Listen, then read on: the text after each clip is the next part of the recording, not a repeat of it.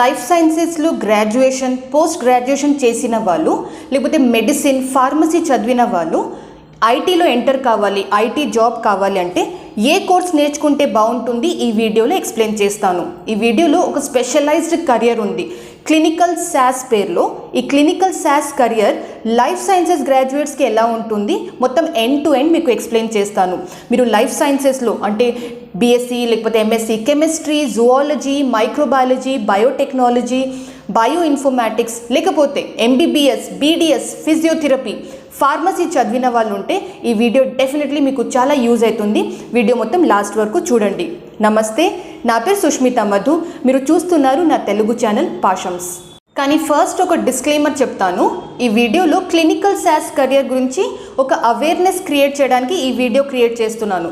ప్రతి ఒక్క life sciences graduate, post graduate clinical శాసే చూస్ చేయాలి అని రూల్ ఏం లేదు. డెఫినెట్లీ ఏ కెరియర్ చూస్ చేసుకోవాలి, అది మీ ఇంట్రెస్ట్ ఇంకా మీ అబిలిటీస్ బేస్డ్ మీద ఉంటుంది. సో ఈ కెరియర్ పేరు వచ్చేసి క్లినికల్ శాస్. శాస్ అంటే ఏంటి ఫస్ట్ అది తెలుసుకుందాం. శాస్ వచ్చేసి అది ఒక సాఫ్ట్వేర్.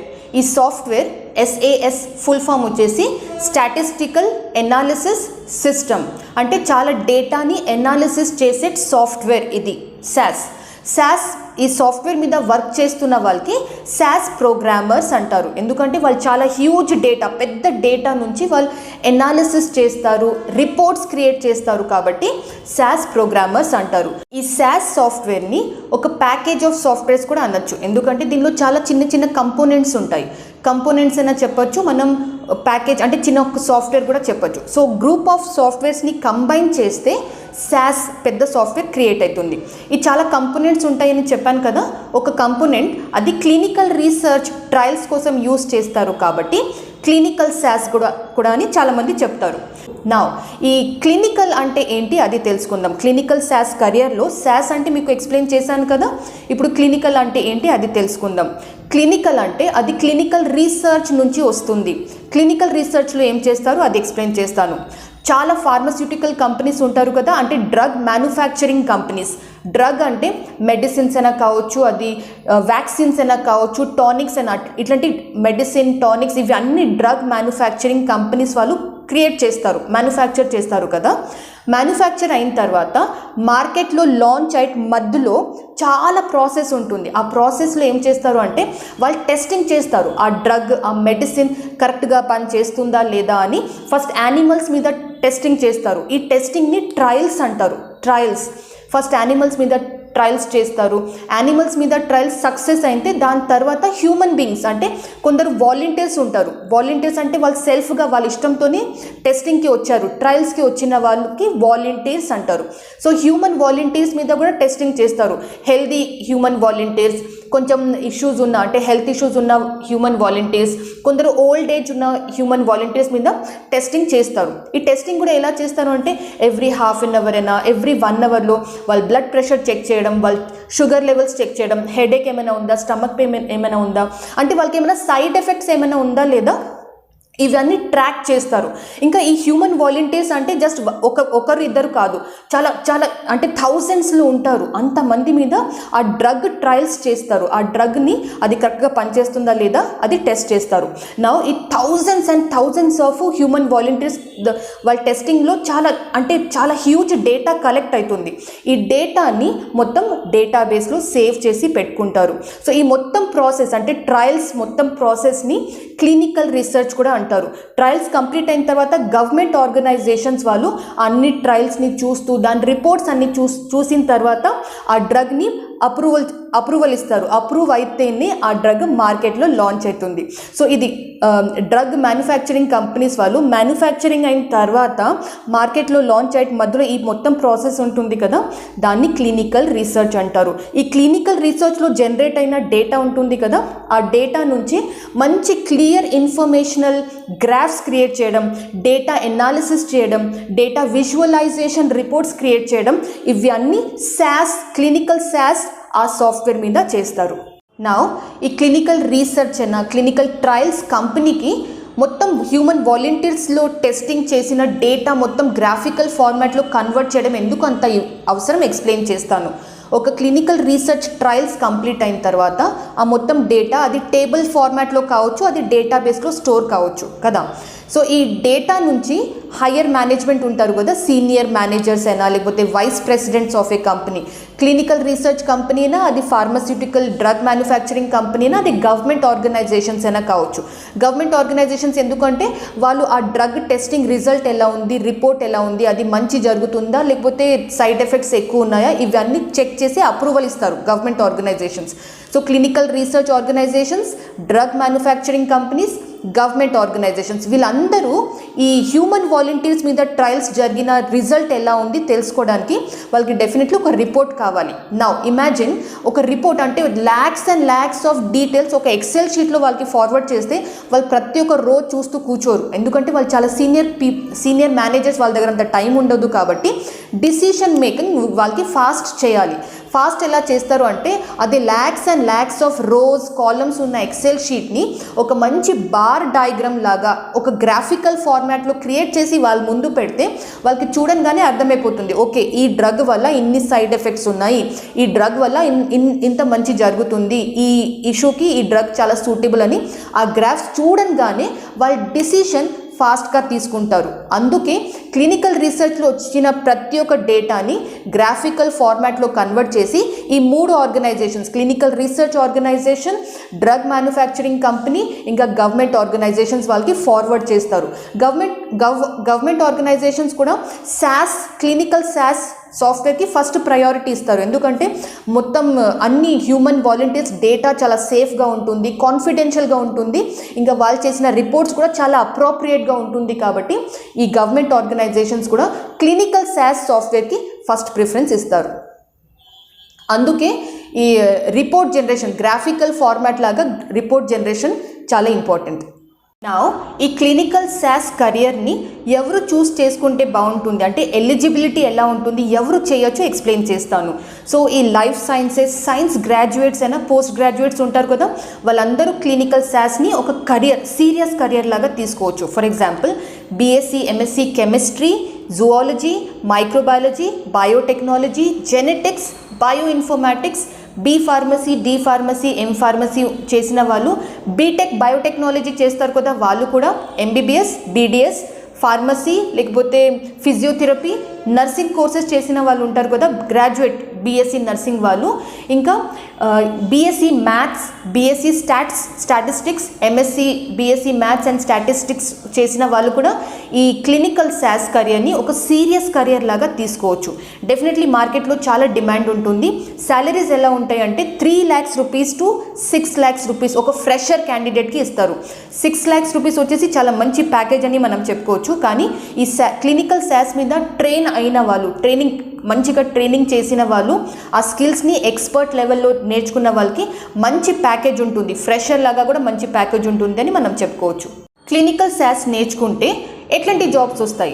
డెసిగ్నేషన్ చాలా డిఫరెంట్ కావచ్చు, కానీ వాళ్ళు యాక్చువల్ వర్క్ చేసేది SaaS సాఫ్ట్వేర్ మీదనే డేటా విజువలైజేషన్, రిపోర్ట్స్ క్రియేట్ చేయడం, డేటా అనాలిసిస్ చేయడం, ఇవే వర్క్ ఉంటుంది. డెసిగ్నేషన్స్ ఎలా ఉంటాయి అంటే క్లినికల్ SaaS ప్రోగ్రామర్ చాలా కామన్గా యూస్ చేస్తున్న డెసిగ్నేషన్ ఇది. Clinical database developer, biostatistician, statistical programmer, clinical data analyst, ఇవి వచ్చేసి చాలా కామన్గా యూస్ చేస్తున్న డెసిగ్నేషన్స్. నౌ క్లినికల్ SaaS నేర్చుకుంటే మనకు ఎట్లాంటి కంపెనీలో జాబ్ వస్తుంది అంటే చాలా కంపెనీస్ ఉన్నాయి. మీరు నౌకరీలో ఏదైనా జాబ్ పోర్టల్లో వెళ్ళి క్లినికల్ SaaS ప్రోగ్రామర్ అని మీరు సెర్చ్ చేస్తే మీకు చాలా కంపెనీస్ కనిపిస్తాయి. చాలా ఫేమస్ కంపెనీస్ వచ్చేసి నోవార్టిస్, GSK, IQVIA, కొన్ని కాంట్రాక్ట్ రీసెర్చ్ ఆర్గనైజేషన్స్ ఉంటారు, అంటే IT కంపెనీస్ వాళ్ళు ఈ రీసెర్చ్ ఇంకా ఈ రిపోర్ట్ జనరేషన్ ప్రాసెస్ అన్నీ వాళ్ళు అవుట్సోర్స్ చేసి తీసుకుంటారు.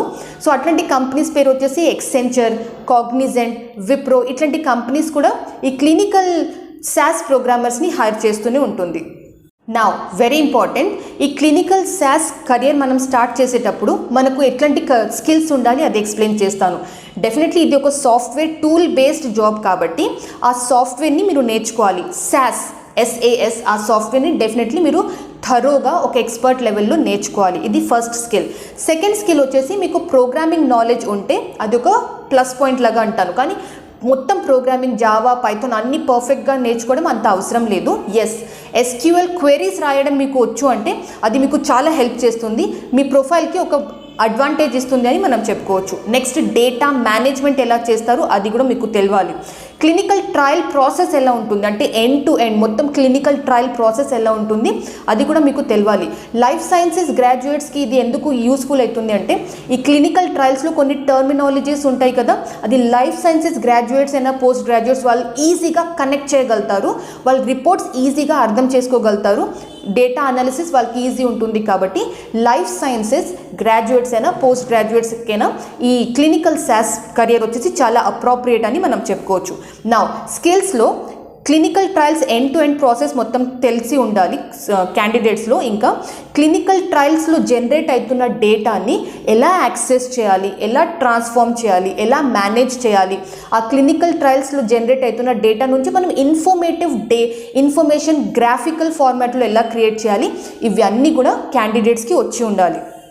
నా స్టాటిస్టికల్ ప్రొసీజర్స్ ఎలా చేస్తారు, మ్యాక్రో ప్రోగ్రామింగ్ ఎలా చేస్తారు, ఇది స్టాటిస్టిక్స్ రిలేటెడ్ స్కిల్, సో ఇది కూడా వస్తే బెటర్ అంటాను.